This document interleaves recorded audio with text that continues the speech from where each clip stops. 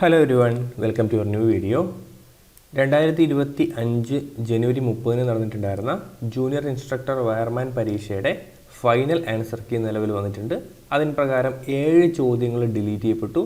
ഒരു ചോദ്യത്തിൻ്റെ ഉത്തരം ആൻസർ കീ മാറി വന്നിട്ടുണ്ട്. സോ നമുക്കതിൻ്റെ കൂടുതൽ ഡീറ്റെയിൽസ് നോക്കിയാലോ. യെസ്, ഇപ്പം കുറേ നാളുകളായിട്ട് കേരള PSCയിൽ കണ്ടുവരുന്ന ഒരു മോശം പ്രവണതയാണ് ഈ പറയുന്ന രീതിയിൽ ആൻസർ കീ മാറി വരിക, അല്ലെങ്കിൽ ചോദ്യങ്ങൾ ഡിലീറ്റ് ആവപ്പെടുക എന്ന് പറയുന്നത്.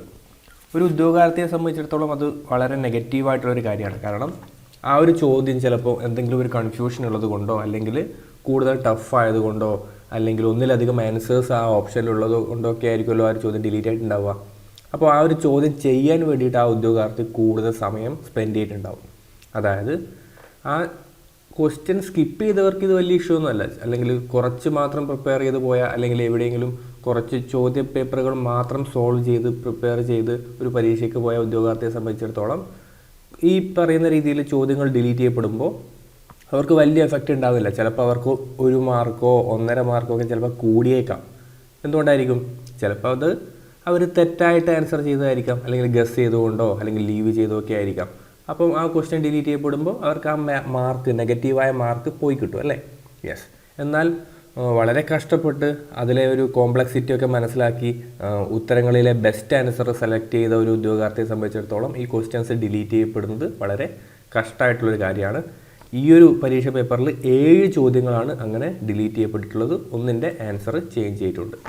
അപ്പോൾ ഇത് ഇല്ലാതാക്കാൻ വേണ്ടിയിട്ട് ക്വസ്റ്റ്യൻ ഇടുന്നത് കുറച്ചുകൂടി കാര്യക്ഷമമാക്കുക, അല്ലെങ്കിൽ കുറച്ചുകൂടി ശ്രദ്ധയോട് കൂടിയിട്ട് അല്ലേ, ആ രീതിയിൽ മികച്ച ചോദ്യങ്ങൾ ഇടുക എന്നുള്ളതാണ് ഇതിൻ്റെ ഒരു പോംവഴി എന്ന് പറയുന്നത്. നമുക്ക് ഏതായാലും ചോദ്യങ്ങൾ ഏതൊക്കെയാണെന്ന് നോക്കാം. ആദ്യമായിട്ട് ഡിലീറ്റ് ചെയ്യപ്പെട്ട ചോദ്യം എന്ന് പറയുന്നത് ക്വസ്റ്റ്യൻ നമ്പർ 5 ആണ്. Which of the following statement these are correct regarding voltage grading of cable? നമുക്കറിയാം ഇതിൻ്റെ ആൻസർ ആദ്യം കൊടുത്തിട്ടുണ്ടായിരുന്നത് ഓപ്ഷൻ സി എന്നായിരുന്നു.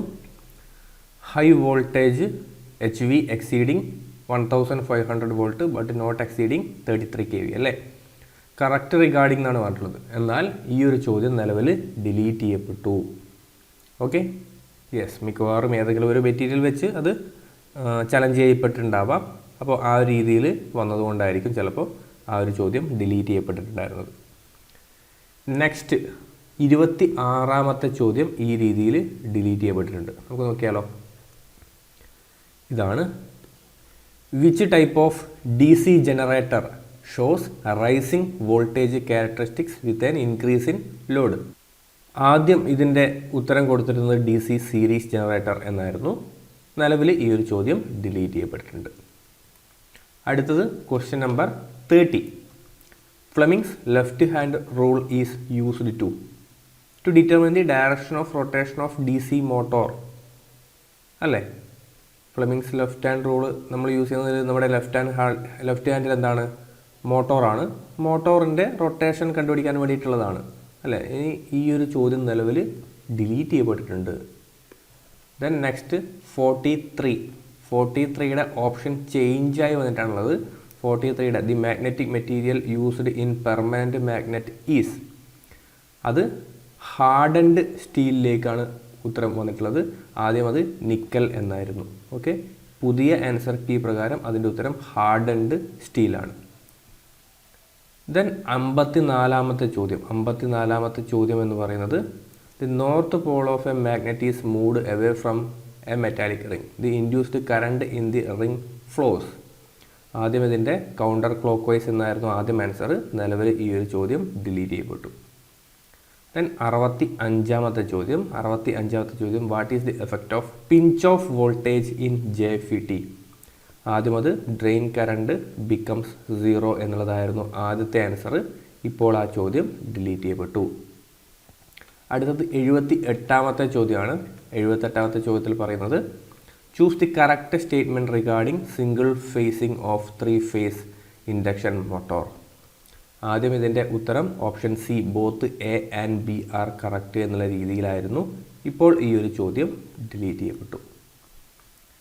ദെൻ 97ാമത്തെ ചോദ്യമാണ് ഏറ്റവും അവസാനമായിട്ട് ഡിലീറ്റ് ചെയ്യപ്പെട്ടിട്ടുള്ള വേറൊരു ചോദ്യം എന്ന് പറയുന്നത്. 97 in short transmission line the effect of line capacitance is neglecting in calculations because ആദ്യം ഓൺലി 3 എന്നുള്ള ഓപ്ഷനായിരുന്നു such line have smaller length and transmitting the power at relatively low voltages എന്നുള്ള രീതിയിലായിരുന്നു. ഇപ്പോൾ പുതിയ ആൻസർ കീ പ്രകാരം ഈ ഒരു ചോദ്യവും ഡിലീറ്റ് ചെയ്യപ്പെട്ടു. അങ്ങനെ ടോട്ടലായിട്ട് നോക്കുമ്പോൾ 7 ചോദ്യങ്ങൾ മുഴുവനായി ഡിലീറ്റ് ചെയ്തു. ഒരു ചോദ്യത്തിൻ്റെ ഉത്തരം ഓപ്ഷൻ ചേഞ്ച് ആയിട്ടുണ്ട്. അപ്പോൾ ഡിലീറ്റ് കുറേ പേര് ചോദിക്കാറുണ്ട് ഓപ്ഷൻ ഇങ്ങനെ കമൻറ്റ് ബോക്സിൽ, സാർ ഡിലീറ്റ് ചെയ്ത ചോദ്യത്തിൻ്റെ മാർക്ക് തരുകയാണോ ചെയ്യുക?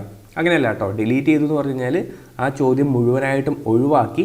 അപ്പം ആ ചോദ്യത്തിന് നിങ്ങൾ ആൻസർ ചെയ്താലും ആൻസർ ചെയ്തിട്ടില്ലെങ്കിലും ഒരേ എഫക്റ്റാണ്. അത് നോക്കുന്നില്ല എന്നുള്ളതാണ് കേട്ടോ. ആ ഒരു ക്വസ്റ്റ്യൻ്റെ ഉത്തരം അവർ ചെക്ക് ചെയ്യില്ല. അപ്പം 7 ചോദ്യങ്ങൾ ഡിലീറ്റ് ചെയ്തു എന്നല്ലേ ഞാൻ പറഞ്ഞത് അല്ലേ? 7 ചോദ്യങ്ങൾ ഡിലീറ്റ് ചെയ്തു എന്ന് പറയുമ്പോൾ നിലവിലെ ഈ ഒരു പരീക്ഷയുടെ ടോട്ടൽ സ്കോർ 93 ആണ്. ഔട്ട് ഓഫ് 93 ആണ് ഈ ഒരു പരീക്ഷ വരുന്നത് കേട്ടോ. 7 ചോദ്യങ്ങൾ മുഴുവനായിട്ട് ഡിലീറ്റ് ചെയ്യപ്പെട്ടു. 93 ബാക്കിയുള്ള 93 ചോദ്യങ്ങൾ മാത്രമേ, ഉത്തരങ്ങൾ മാത്രമേ അവർ വാല്യൂ ചെയ്യുകയുള്ളൂ. അതാണ് അതിൻ്റെ മീനിങ്. ഒന്ന് ക്ലാരിഫൈ ചെയ്യാൻ വേണ്ടിയിട്ടാണ്. ഓക്കെ ആണെന്ന് വിശ്വസിക്കുന്നു. അപ്പോൾ അത്രമാത്രമേ ഉള്ളൂ. ഈ ഒരു വീഡിയോ നിങ്ങളുടെ ഈ ഒരു പരീക്ഷ എഴുതിയിട്ടുള്ള ഉദ്യോഗാർത്ഥികൾക്ക് വേണ്ടിയിട്ട്, സുഹൃത്തുക്കൾക്ക് വേണ്ടിയിട്ടൊന്ന് ഷെയർ ചെയ്ത് കൊടുക്കുക. ഈ പറയുന്ന ചോദ്യങ്ങൾ ഡിലീറ്റ് ചെയ്യപ്പെട്ടിട്ടുണ്ടെന്നുള്ള കാര്യം അവരൊന്ന് അറിയിക്കുക കേട്ടോ. യെസ്. സോ നമുക്കിനി മറ്റൊരു വീഡിയോയിൽ കാണാം. Thank you.